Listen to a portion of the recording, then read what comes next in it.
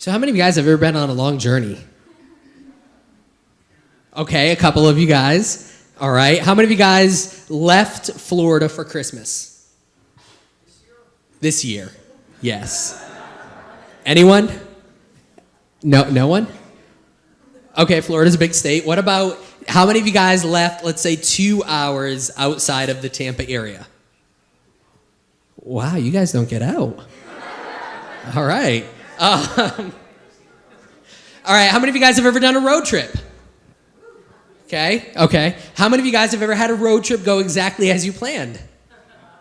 Okay, a couple of you guys. I'm jealous. When I was first moving down to Florida, Melissa and I were doing a road trip, and from Rhode Island to Orlando area, it's about 24 hours. And so we planned out every stop where we were going to stop, and we discussed, to be fair to each other, we would take different shifts, and in the end, she would drive 12 hours, and I would drive 12 hours. And so I drove the first 6, and about that time, it was like, because we left at like 1 in the morning, and so, it's like 7 o'clock in the morning, driving along, and I'm like, okay, Melissa, I need to sleep a little bit, and she's like, okay, I got this, okay, wake me up in, 6 hours or whatever. And so she takes over driving, and we're driving down the road, and I get woken up, and she's like, okay, your turn to drive. And I was like, okay, and I look at the clock, and it's only been an hour. And I was like, I'm just tired. Let me sleep like another hour or two. All right, I'll do that. I will be a gentleman. And so I get behind the wheel and start driving, and about 2 hours later, I wake her up, and she's like, oh, let me sleep. That trip, I drove 20 out of the 24 hours, and I learned an important thing. My wife does not drive on road trips for the most part. So now just a lot of energy drinks, bathroom stops, and that is the way that we travel. It was fun. It was great. Road trips are awesome, right? Yeah. You leave the road trip and you're like, I never want to do this again. And the next year you're like, hey, road trip. And then while you're driving, you're like, this is the stupidest idea. Why did I do this again? And then next year, same thing. Everyone knows that. You do multiple road trips. All right. So one time we were doing a road trip in Colorado, and my wife got the great idea that we were going to go skiing, which in Florida, I guess you guys call it snow skiing. Is that correct? Snow skiing? Okay, up north we just call it skiing. We were going to go skiing, and so we were in Colorado Springs, and it was about 4-hour drive from where we were staying to go skiing that day. I hate skiing. I grew up with it. I'm decent at it. I just hate it because it is, I stress out. Because once you get to the top of the hill, there's only one way down. Well, there's 3. You can, ski down, snowboard down, or tumble down the hill. They don't let you hop on that chairlift and go back down. I tried that a couple of times, and they don't like that. So we're driving there, and we have Melissa and one of her friends in the car, and they are sleeping. And in order to get to this place, you had to drive through the mountain range. And so as you're driving along, you look over to the side, and there's like 4,000-foot drop off to the side. It's a 2-lane road, 2-lane highway, going through these mountains. And one is the oncoming traffic, one is you. And the roads are icy and cold. In Colorado, it gets cold. Not Florida cold, Colorado cold, which is like -10 or something like that. So the roads are icy. You are traveling, at one point, uphill. My car, I had like a brand new rental car. And apparently you're so high that there's not enough oxygen getting in, so you can't go above 60. And so I'm like driving, and I'm like, why won't this car go faster? Why won't this car go faster? And it says 60, but it feels like you're going 5 up the mountain. And as we're going along, truck drivers are, even though the double yellow lines means you can't pass, but these 18-wheelers, they don't listen to that. And so they're going around me, and I'm like, we're driving. Then you start going downhill, and you start noticing these ramps like off to the side, like where the road just randomly goes up. And, I was like, well, what's that? Well, those are apparently runoffs. If an 18-wheeler, their brakes start, not working or whatever, they will just drive the truck up that ramp to get control and then, roll back. Yeah, okay, that's not what I need to know as I'm driving down this hill with truckers all around me, passing me, all these. And meanwhile, my wife is, and then her friend is, and I'm like, you hit a patch of ice, I'm going off there. That little barrier is not going to do me any good. I'm tumbling and I'm dying, and I hope my last words are some prayer or something, because I don't think they will be as I'm falling down. But it was the scariest. So when we got to the resort, they're like, let's ski. And I'm like, I need a pill. It It was not fun. I don't like skiing. I will climb a mountain. I'm not going to drive up a mountain. Trips are fun, and also they are annoying. And the further you go, the more everyone just loses their cool, and no one's as happy. These guys, from what Courtney was reading earlier, she was reading about the wise men. Here's the thing. How many of you guys have like a little nativity set where you have like the shepherds and the wise men, and then there's little baby Jesus? Okay, I'm going to disappoint some people, but the wise men weren't there at the birth of Jesus. Yeah, they came in a couple of years later. So check this out. These men were traveling for a long time, beyond 24 hours, beyond outside of Florida. These men were traveling for a really long time, following this star. Something that the entire country had been waiting for, and they were paying attention. They were listening, and because of that, they were able to go and be there. But it was a long, long trip. How many of you guys have ever played hide and seek? How many guys still play hide and seek? Manhunt. Best thing this first service, I said, how many of you guys played Manhunt? Most people didn't raise their hand except for Vic. Vic raised his hand, and he says, no, I really do Manhunt. He hunts. Yeah, it took me a little bit, too. He hunts people. But Manhunt, I remember playing Manhunt when I was a kid, hide and seek. Those are great games. I still play them because I'm a little kid. And we were playing Manhunt one time growing up. My youth pastor his wife was away on a business trip. And so a couple of the youth leaders were like, oh, we should have the youth kids come over and surprise them with a party and blah, blah, blah, blah. So everyone shows up. Well, the wife didn't go on the business trip. And so 10 o'clock, you have like a whole bunch of kids and adults and everything like that coming to the house. And she was like, oh, let me sleep. So we went across the street to a field. It was like, it had baseball fields, football fields, everything like that. And we decided we were going to play Manhunt. It was pitch black. And because that's the only way you can play. And everyone is running around, and it's the greatest thing ever. I am really good at hiding because growing up I was really shy. Anyone else there? You're really good at hiding? Okay. I was hiding next to someone that wasn't good at hiding. You know those people that they like duck down and like every 5 seconds they have to move? Like they're and you're in like dry leaves and everything, and so you see like people coming by. We play Ultimate. When we play, people get hurt. And so we're like, it's like I feel like I'm in the military or something. I'm like hiding behind these bushes, and you see the people go by, and you're like, hold your breath. And so people are sneaking by, and this person, and you hear people going like, what's that noise? Shut up, shh. Wait, where are they? Let me, no, shh. And so finally this person annoys me, and so I have a perfect opportunity. I run to another hiding spot, and if you don't know me, you know a couple of things. I'm not agile, and I'm not fast. And when I move, I probably make a lot of noise, like, and so I made it halfway to the hiding spot, which is probably like 10 feet away, and then I hear people going, there's Josh! And so they start chasing me. And in my head, I thought, okay, I can outrun them, which, again, I am not fast. So I start running as fast as I can, which is like a brick moving across the ground. And I'm running as fast as I can, and off in the distance I see a kid, and his name is Michael Brouillard. Michael Brouillard is really fast, track star. And in my head I'm like, I can beat him. You ever get those silly thoughts in your head that wouldn't really make any sense? Like, yeah, I'm smarter than that. No, you're not. And so I'm like, I got this. And so I start running, and he's just like a blur across the field. And he's like, I got you, Josh. And I'm running going, I got this. I don't get this. Oh, no. And right before I stop, the greatest thing in the world happened. He's running across a pitch black field, several fields, which one of them happened to be a baseball field, which he was inside of. I was not. So he is running, and all of a sudden I hear of a chain fence, and he is just stopped there, and then he just falls over backwards on the ground. He had run head first into this fence. It was the funniest thing, but again, I'm slow, and so the guy behind me tagged me. But it was amazing. Such a great opportunity to watch him fail. The thing is with hide and seek, and if you've ever played, even with the youth group, we've done Capture the Flag, and we've done some other games where people are hiding. It's not just about hiding. A lot of times it's about listening. You listen for the sound. You can hear someone breathing.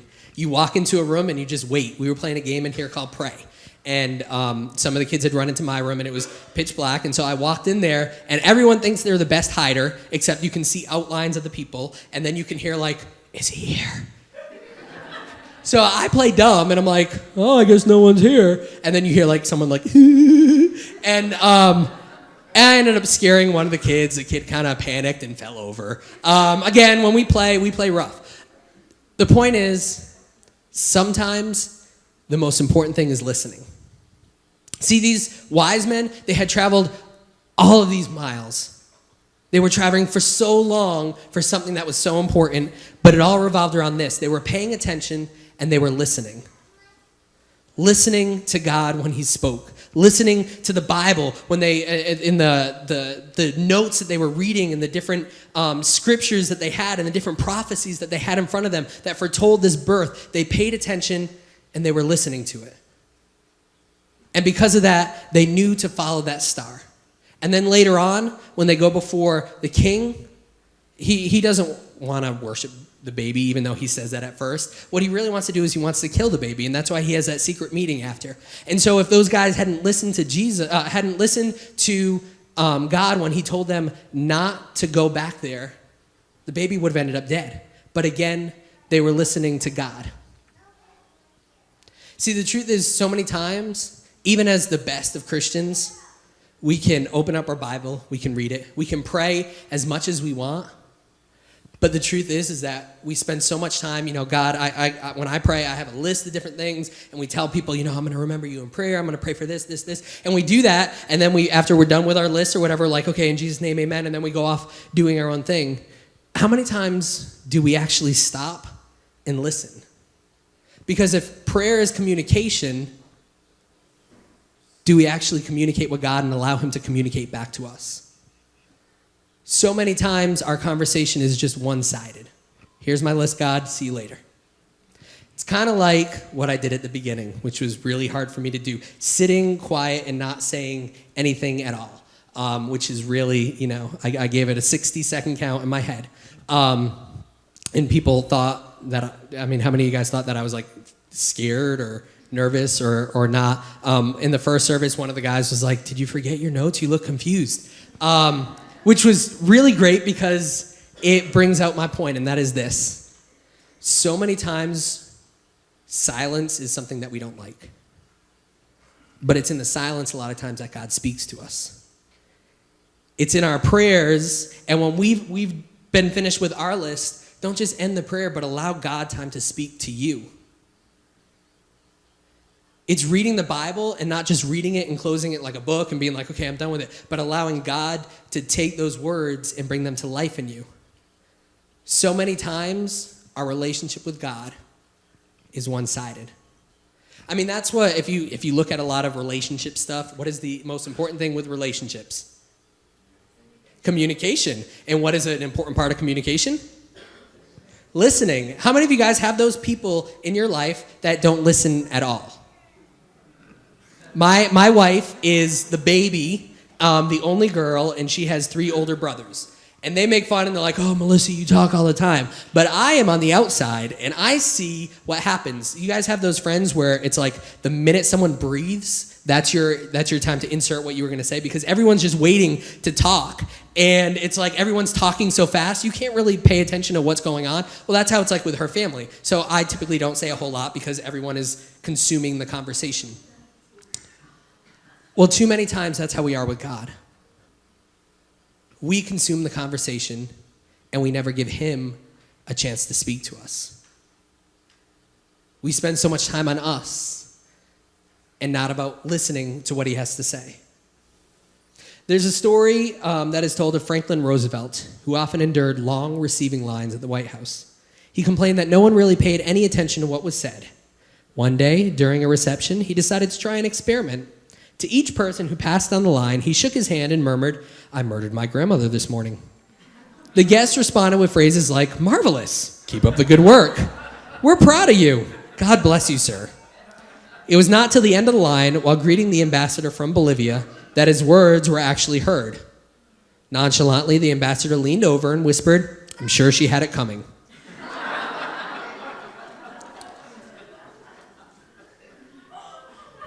For us, listening is hard. Try this. It has to be someone that's not here because now they'll know it. But go on a ride with a car, with a spouse, with someone that wasn't here to hear this, and sit in the car, start, and in mid-conversation, stop talking. Radio off, everything like that, and see how long the silence lasts in your car. Me and my friends always called it the awkward silence. Yes, because no one likes silence to go on. Everyone feels like that whole, like, even if you're at a party and no one's saying anything, there's like 4 people around in a circle and each one are like, should I say something? It's a little quiet here. It's a little quiet here. I cannot even sleep at night without like the noise of some fan or some sound machine or whatever. I like noise. Silence is scary. And yet sometimes that is what we need to do. We need to be silent before God. Worshiping is great. Reading the Bible is great. Praying is great. But when was the last time we said, okay, God, I'm going to worship you this song, and the next song, I'm just going to wait on you? What do you have to say to me? Unfortunately, I don't have a magic trick today, but if you guys like to see, a lot of times I do magic tricks. And there is one magic trick, object lesson, whatever, that my youth pastor has always done, and I'm always terrified to do. I don't like doing it because every time they do it, it goes bad. It goes wrong. And I'm not talking like, ooh, the water didn't disappear. I'm talking, we call the fire department, we call the EMT, and get them down here because it goes bad. It's a really cool trick, though, and what happens is we get a bowl of alcohol, like rubbing alcohol, and you take a rag and you let it soak in the alcohol. Then you pick it up with a pair of, prongs or whatever, and you light it on fire. And it's the coolest thing because alcohol burns faster than the cloth does underneath. So you have this fire that's surrounding the cloth, but for a little while, the cloth isn't even being touched by the fire. It's a really cool trick. Don't try it at home. Really, really cool trick. It's amazing. And, you can just, like, the kids are always like, oh, that's so cool, and you give them, the point, okay, well, it's like in the Bible, it talks about how the fire, even though the fire surrounds you, it will not consume you, and how, sometimes there's trouble and we see it around us, but as long as we're focused on God, God will keep us through it. Really great stuff. My youth pastor was doing this trick one time, and he was planning to use it for our churches up north. We did a Halloween alternative. And basically what it was is we had about 600 kids that came out to this event. And it was a really great event. And before he'd do like some tricks and a gospel message. Planning that out is very hard. If you've ever had to plan out a big event, it is very hard and time consuming, especially when you come to the week of. And so the week of, he had very little sleep. And so when it came to the event, people were like, you need to take a nap, Mike, you need to take a nap. No, I got it, I'm good. How many of you guys have ever had someone give you advice and you don't listen because you know better? Okay, I do that all the time. I know better. And then it normally involves something bad. But he does the event, and as he's coming up to the thing, he soaks the alcohol, sets it up. He was so tired he had forgotten some of the stuff that he needed for the object lesson. And so he had forgotten the bowl that he needed. So he went downstairs to the kitchen, and he got one of the bowls. It was a styrofoam bowl. When you light it, before you light it, you take the cloth away from the bowl, and you light it in the open, and it burns there. Well, he is sitting at this table with all these other object lessons, and he's just talking and talking and talking, picks it up, lights it, and just is talking while it's still over the bowl.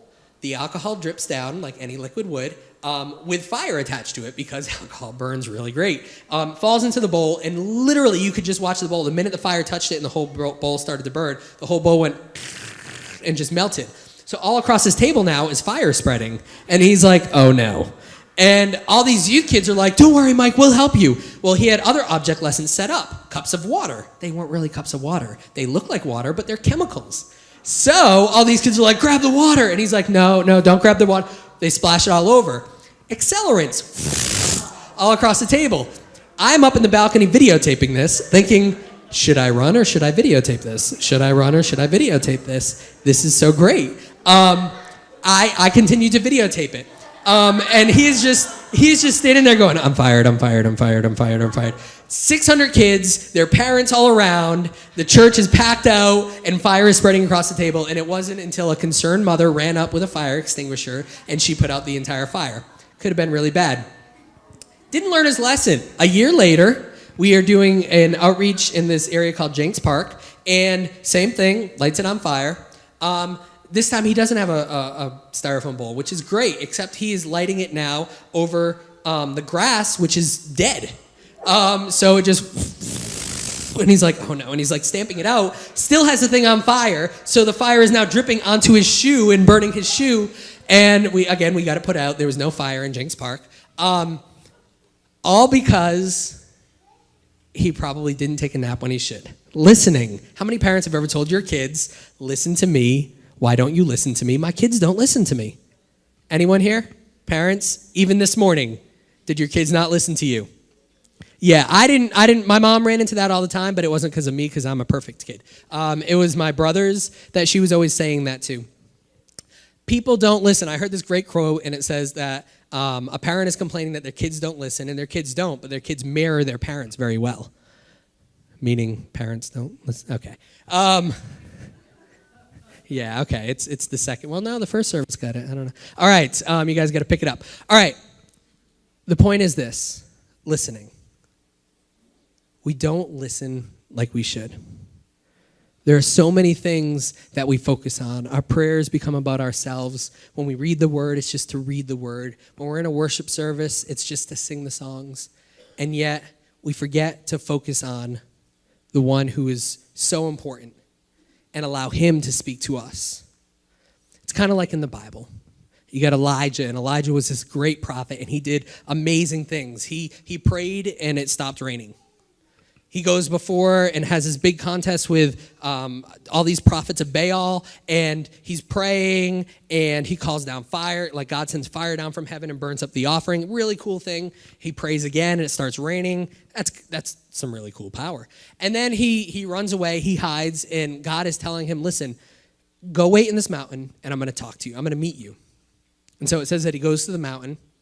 While he's there, all of a sudden, there's the sound of a great hurricane. A big wind just comes, and it just, Florida, hurricanes, you guys ever? Okay, one or two of you guys, really? Yes, hurricanes are really, I've never had to experience one since moving down, knock on wood. But hurricanes, and so this thing whips by, it is shaking the entire mountain, it's scary, and he says that God is not in the wind. Then there's an earthquake. Anyone ever been in an earthquake? Not yet. Okay. I was in El Salvador, and I woke up we were going, it was when they got hit by a really bad earthquake, and we were doing helping them kind of clean up and everything, and we were getting hit with aftershocks, and I woke up, and it's kind of creepy because everyone's like, oh, earthquakes might be so cool. It's creepy because you have no control over the fact that the ground and the building and everything is moving, and you don't want it to move. An earthquake comes, starts shaking all these rocks loose, pieces are falling. He feels like the entire mountain's going to collapse, and yet God wasn't in the earthquake. Fire comes burning by. It just explodes everywhere, and it's burning and consuming everything. And he says that God isn't in the fire. And then there's a small, soft whisper. And that's when he knew that God was there. See, here's the thing. God is not going to compete with us when we try to put other things in front of him. He's not going to say, okay, well, you want to do this? Well, I can do better than that. He's not like some little teenager trying to impress us. If we want to put those things in front of him, he'll let us. God is a person who wants us to put him first. He wants us to listen to him. And it's just like that small whisper. Just like with any whisper, it's one of those things that if you ignore it and you put everything else in front of it, eventually that whisper will get quieter and quieter until we don't hear it anymore. There's this man, a story of a man who he was in a service and they were talking about how God wants to speak. All you need to do is listen. And so this guy is driving home and he's talking in his car and he's like, okay, you know what, God? I want you to speak to me. Speak to me. And as he's driving along, he just feels that he needs to go over and pick up some milk. So he goes into the store and picks up some milk. Well, he felt that he needs to pick up more. So he picked up 3 gallons of milk. Throw him into his car, and he's like, okay, I don't need all this milk. It's just me. And he's driving along, and he really felt that it was time to take the longer route to get home. So he takes the longer route. And then as he's driving along, he's confused, and he feels just this need to stop at this particular street. And as he's driving by, he's like, okay, that is a creepy street. He's reaching for his stun gun or whatever's in the car. I'm going to, take it easy, roll up the windows, lock the door. Well, then he feels that he needs to stop at this specific house, knock on the door, and bring the milk. And so he does it. He knocks on the door, and he's like, I don't know what I'm doing. I don't know what I'm doing. And this guy answers the door, and the guy is in tears. And he says, I don't know who you are or whatever, but I really feel like I need to leave you this milk. And the guy just breaks out even more, and he says, you have no idea. I lost my job, and me and my wife have no money. And we were just praying, God, if you could only give us milk to give our kids. I don't believe in God. I've never talked to him. And yet I just finished, and you are here. God is speaking. He's speaking to each and every one of us. But it's always not the way we think. He doesn't speak in a female British accent. God speaks in the still, small voice. He speaks and he guides us. But too many times, we don't give him enough room or opportunity to speak to us. I did my prayer. I did my reading. Or maybe we've just put so many other things in front of God, our own priorities. Maybe even now, and I know because I've been here, even as I'm speaking, some people are already thinking in there, okay, when I get home, I got to cook this. Okay, how are we going to get the kids back here? How are we going to do this? I mean, we are multitaskers. Even now, people are planning out next Christmas while I'm even speaking in this room. Too many times, we're focused on everything else but listening to the one who is important. And you have these wise men. They have listened and they have followed for goodness knows how long. And they finally come to this baby, the Messiah, God with us. They are there to see this little child.